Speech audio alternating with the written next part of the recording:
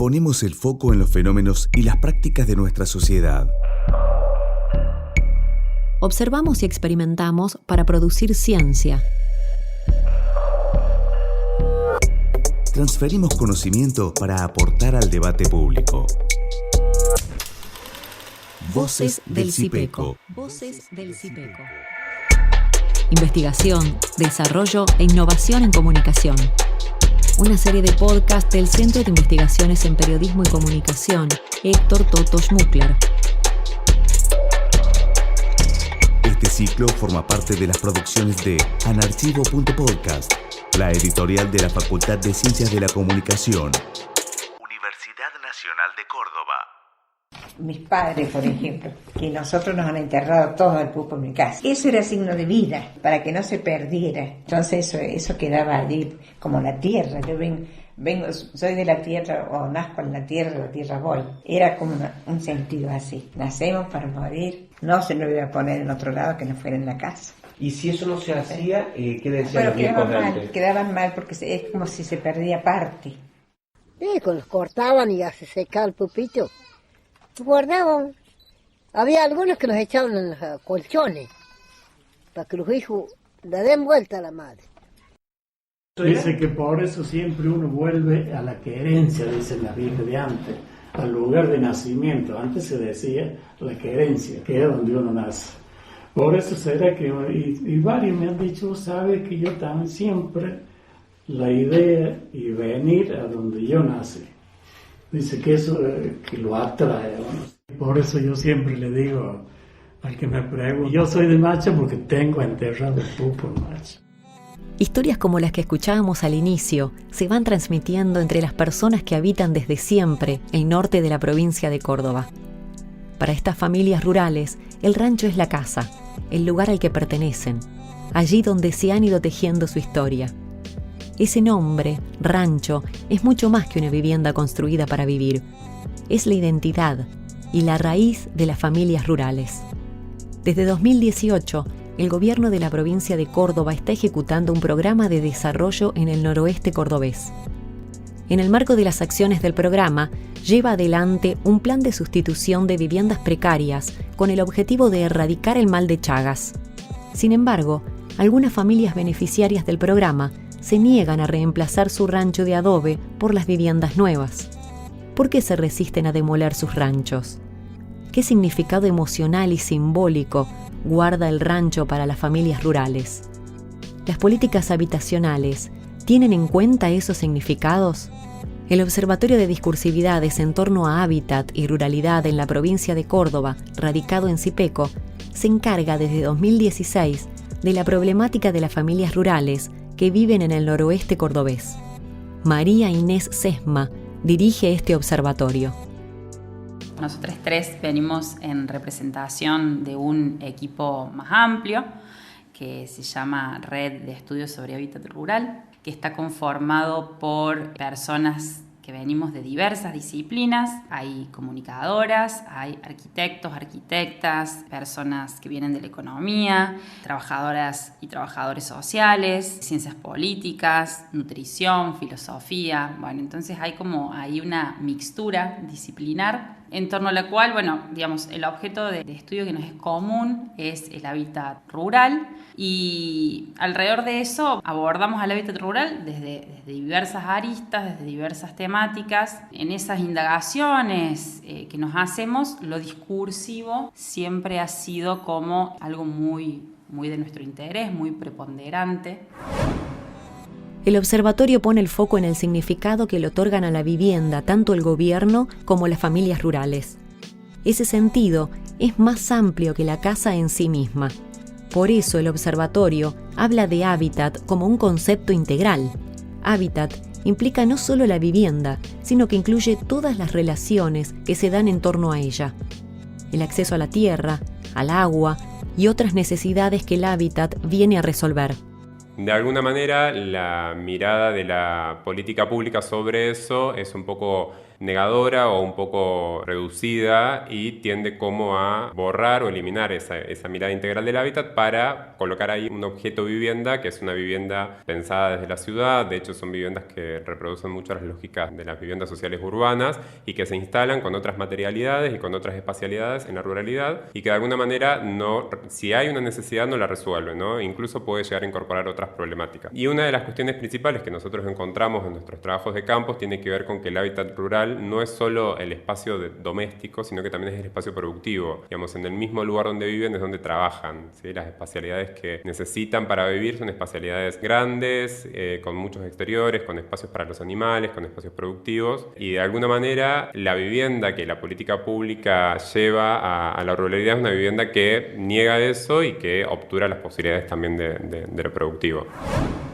El plan de sustitución de viviendas precarias está dirigido a erradicar el mal de Chagas, una enfermedad infecciosa asociada al rancho. Para ello, propone sustituir estas viviendas rurales. De alguna manera, nosotros nos encontramos en el territorio con una política de desarrollo de la provincia y una política habitacional que identificamos posteriormente, digamos, que existía y que estaba generando como ciertos impactos en la ruralidad, desde la cual empezamos también a indagar qué era lo que estaba pensando, diciendo y haciendo esa política pública y cómo se materializaba con las viviendas que estaban construyendo. Ya desde el vamos, ahí hay como un error conceptual desde la política porque tiene que ver con que no hay una relación directa entre el adobe, el barro o los ranchos y la vinchuca, sino que la vinchuca se puede anidar en cualquier material en malas condiciones, ¿sí? En cualquier materialidad que deje huecos o que esté en malas condiciones. De hecho, hay investigaciones sobre eso. Ahí en la idea de rancho se pone mucho en juego también, ¿no? Como discursividades. Si el rancho significa como una vivienda digna para un campesino y el rancho significa una vivienda peligrosa o estigmatizada para la política pública y los medios. Y de alguna manera nuestro trabajo tenía que ver con identificar cuáles eran los déficits o las necesidades que podían llegar a tener estas comunidades o estas familias rurales en torno a su vida cotidiana. Sintetizando por ahí un poco esto que tiene que ver con qué déficit o qué problemáticas nosotros encontramos en la ruralidad, tiene que ver justamente con que no hay una necesidad exclusiva de vivienda, de resolver un problema con la vivienda, sino de resolver problemáticas espaciales que puedan darles lugar o posibilidades a resolver su situación productiva, su situación económica, y que muchas veces no es necesariamente un espacio físico el problema, sino que tiene que ver con otras cuestiones de las cadenas productivas o bueno, que tienen que ver con la economía. Cuando empezamos a reconocer los alcances de esta política habitacional para la ruralidad, creo que primero, antes que un interrogante de orden intelectual, nos movilizó mucho el hecho de reconocer que había como estas acciones como de derribar la vivienda tradicional, ¿no? Entonces nos preguntamos si realmente no había nada en esos conocimientos, en esas tecnologías, en todo el acervo de la arquitectura vernácula rural, nada que se pudiera recuperar para plantear alternativas habitacionales adecuadas para esos entornos. Los observatorios del CIPECO monitorean información, analizan e interpretan la realidad para aportar al debate público. Voces del CIPECO. Voces del CIPECO. El equipo del observatorio rescata el valor de los saberes de las familias rurales en contraposición al discurso gubernamental que asocia la ruralidad del noroeste cordobés a las nociones de lo atrasado, lo ignorante y lo improductivo. Quienes integran el equipo nos hablan, en cambio, de poner en valor una arquitectura vernácula rural. Hablamos de arquitectura vernácula cuando hablamos de esas arquitecturas locales, como las construcciones propias de un lugar, que en el caso de las ruralidades del noroeste de Córdoba, que son conocidos como ranchos, que son tecnologías constructivas que se basan en materiales locales. En el caso del noroeste de Córdoba, tierra, barro, se usa mucho la piedra, las maderas, ¿sí? Son como tecnologías propias y locales. Pueden ser ladrillos hechos de adobe o de tierra, u otras técnicas que van variando en eso, pero que se basan básicamente en eso. Además, otras características que tienen que ver con espacios compactos o reducidos, ventanas chicas, digamos, otras cuestiones que tienen que ver más con el clima o con mantener los lugares frescos. Pero tiene que ver también con la relación entre la función, las prácticas y cómo se construyen esas tipologías de vivienda. Son muy distintas a lo que nosotros conocemos como una casa moderna de la ciudad. Son viviendas que tienen algunos espacios reducidos como dormitorio, como espacio de descanso, tienen un espacio importante que es la cocina interior, donde se utilizan para resolver cuestiones de la cocina doméstica si se quiere, pero que además se mezcla muchas veces con cuestiones productivas y que tienen centralmente una galería, una muy buena galería, un muy buen espacio de galería, que es un espacio ideal para los climas del noroeste, que es un espacio que permite como la corriente de aire, pero a su vez genera sombra. Entonces, para estos climas que tienen como temperaturas muy elevadas, permiten tener un espacio grande que les permite generar un sinfín de actividades cotidianas como comer, trabajar, descansar. El discurso gubernamental sobre el hábitat rural en el noroeste de Córdoba circula no solo en leyes y reglamentaciones, sino en otros ámbitos como los medios de comunicación. Esto implica que algunos discursos son visibles y otros discursos se callan. ¿Qué expresan y qué callan sobre el tema de la vivienda las familias rurales?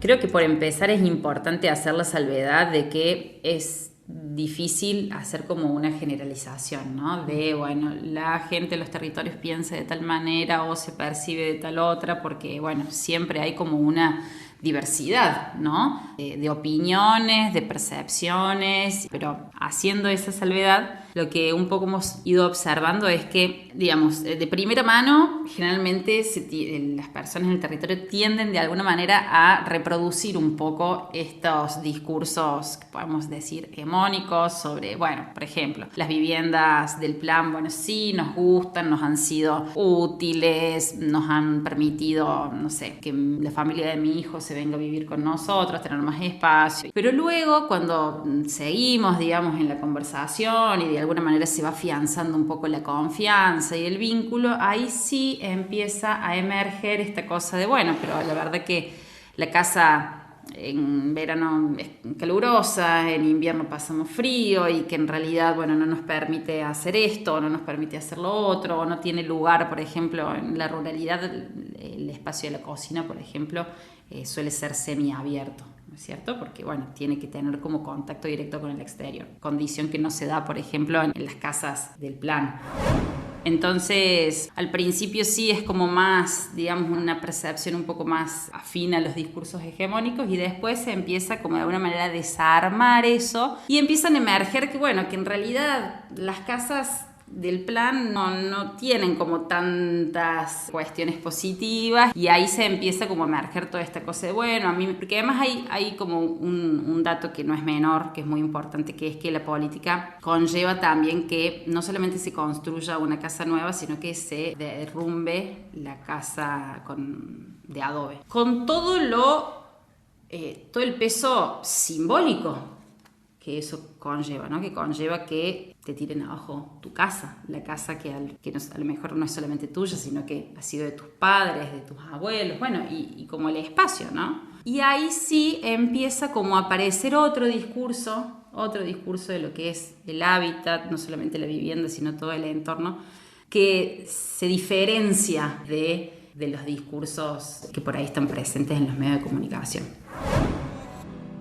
El observatorio despliega una variedad de técnicas de investigación para el análisis, sistematización y registro de discursos institucionales, estatales y mediáticos sobre el hábitat rural. La investigación documental se articula con actividades de extensión que el equipo desarrolla en distintas localidades del noroeste cordobés, entrevistando a las familias campesinas que fueron destinatarias del plan de sustitución de viviendas precarias. Nuestro trabajo en territorio, bueno, nuestro quehacer investigativo no tiene que ver con negar la importancia de la presencia del Estado en esos territorios, sino más bien poner el ojo en complejizar esos abordajes y en tratar de develar qué hay detrás de ciertos postulados o cómo se enuncian ciertas cuestiones. De alguna manera tuvo un discurso instalado sobre el atraso y el progreso entre estas arquitecturas vernáculas pensadas como atraso, como el pasado, que en nuestro trabajo justamente tratamos de reivindicar constantemente que las ruralidades son vigentes, digamos. Sí, es importante reivindicar su componente histórico porque es lo que le da como no solo vitalidad y contundencia, pero que son presentes, digamos, y la ruralidad es un problema actual y que es necesario como abordarlo desde otras perspectivas que no sea desde la mirada urbana que plantea que la urbanidad es el progreso y la ruralidad es el atraso, y que bajo eso se esconden un poco también estas prácticas, ¿no? Como de, bueno, erradiquemos el atraso y llevemos ahí el progreso. De alguna manera, en esa misma dicotomía o en esa misma dualidad de atraso y progreso es que se esconden estos nuevos usos o estos neoruralismos, estos nuevos usos de esas tecnologías que bajo otras retóricas se instalan y se utilizan como ejemplos de sustentabilidad. Estás escuchando un podcast del Centro de Investigaciones en Periodismo y Comunicación Héctor Totos-Mukler. Voces del CIPECO. Comunicación pública de la ciencia. El equipo interpela con sus interrogantes. ¿Se van solapando prejuicios respecto a la supuesta indignidad de vivir en un rancho? ¿Se justifica el deseo de la extensión del paisaje urbano a todos los rincones de la provincia? Lo que nos preguntamos es si no hay otras formas de abordar que un poco desanden el camino o la narrativa del progreso y el desarrollo, que ya está visto que para algunos ámbitos, los ámbitos que tienen el acceso a pagar por esas tecnologías, es decir, cuando las arquitecturas con tierra son un objeto del mercado, ahí están habilitados. Si estamos como reconociendo que hay ahí unos saberes que son bien válidos para la construcción de vivienda, ¿de qué manera se podría reconocer saberes que tienen que ver con las arquitecturas en tierra que pueden inscribirse como parte de la solución? Comprender que de alguna manera que bajo esta mirada de atraso y progreso, de ruralidad y urbanidad, la mirada urbana, que es la mirada desde donde se piensan las políticas públicas, que es la mirada, digamos, que atraviesa incluso el conocimiento científico, concibe a la ruralidad como un espacio vacío, como un espacio que es solamente para la producción agrícola, que es el espacio en el cual, con suerte, es el que produce los alimentos que consumimos, y es que se llega a ese nivel de pensamiento, pero difícilmente identifique que existen vida, gente que lleva una vida actual y contemporánea en la ruralidad. De alguna manera, digamos, si nos vamos a los efectos últimos de estas políticas, tienen que ver con seguir consolidando la migración del campo hacia la ciudad, porque este tipo de política pública, al contrario de potenciar esas prácticas, esas vidas en la ruralidad, las anulan, las bloquean, les impiden sus prácticas productivas, les impiden sostener una vida mínimamente digna, incluso en cuestiones de calidad de vida, de calidad habitacional. Entonces también contribuyen a esta erradicación o a este vaciamiento de la ruralidad, que si nosotros lo ponemos en un contexto de la Córdoba agraria de estas últimas décadas, bueno, hay un avance también de la frontera agrícola, del capitalismo agrario muy fuerte, que ya ha ocupado toda la pampa húmeda y desde que hace unos años atrás viene ocupando también el noroeste de Córdoba. Me parece que también hay una cuestión que hace a esta cosa simbólica de la vivienda rural, que es que en la mayoría de los casos son viviendas que han sido construidas por las propias personas que luego la habitan. Entonces conlleva también una historia desde el momento en que se pone, digamos, el primer ladrillo de adobe, ¿no? Hay todo un proceso constructivo que ya de por sí le da a ese habitar una cuestión simbólica. Hay mucho alrededor también del hábitat rural que tiene que ver con lo ritual, con lo místico. Hay uno que nosotros evocamos bastante seguido, que es el ritual del ombligo, que cuando nacen los bebés en el seno, digamos, de una familia campesina, se guarda el ombligo de cada un niño y niña que nace en el medio, digamos, o en las endijitas de las paredes del rancho, porque se piensa que de esa manera los hijos y las hijas siempre van a volver al pago. Y rescato esto del pago porque tiene que ver esto, lo simbólico de la casa rural o del hábitat rural, que está mucho más comprendida o asociada al pago, ¿no? Al lugar donde uno echa sus raíces. Y erradicar el rancho es sacar de raíz. Entonces, vaya si no hay cuestiones simbólicas alrededor de eso, ¿no? Hasta aquí hemos compartido información sobre el trabajo que desarrolla el Observatorio de Discursividades en torno al hábitat y ruralidad de la provincia de Córdoba, dirigido por la doctora María Inés Sesma. El equipo del observatorio está constituido además por Virginia Martínez Coenda, Noelia Cejas, María Mandrini, Cecilia Quevedo, María Huerta, Mario Rizzo, Juan Lagarejo, María de los Ángeles Ordóñez y Romina Boco. El perfil de ayudantes y adscriptes al observatorio se orienta a estudiantes de grado de carreras afines cuyas tesis o trabajos finales estén vinculados a las problemáticas habitacionales. También estudiantes de posgrado cuyos tópicos de investigación estén vinculados al hábitat popular, estudios agrarios, estudios sociológicos, etc. Trabajadores estatales vinculados al diseño, implementación y o evaluación de políticas públicas sociales y habitacionales. Te invitamos a contactarte con el observatorio enviando un mail a cipeco@fcc.unc.edu.ar. Este es uno de los 9 episodios de la serie Voces del Cipeco. Voces del Cipeco es un podcast realizado por la editorial Anarchivo junto a la Secretaría de Ciencia y Tecnología, Facultad de Ciencias de la Comunicación, Universidad Nacional de Córdoba. Coordinación General, Marta Pereira y Paula Morales. Producción y guionado, Marco Tonelli y Florencia Brandolini. Locución de Jessica Primitz, Lucrecia Ullate y Leonardo Sánchez. Artística, Ignacio Zablowski. Realización, Multimedia Estudio. Te invitamos a escuchar la serie completa en anarchivo.podcast.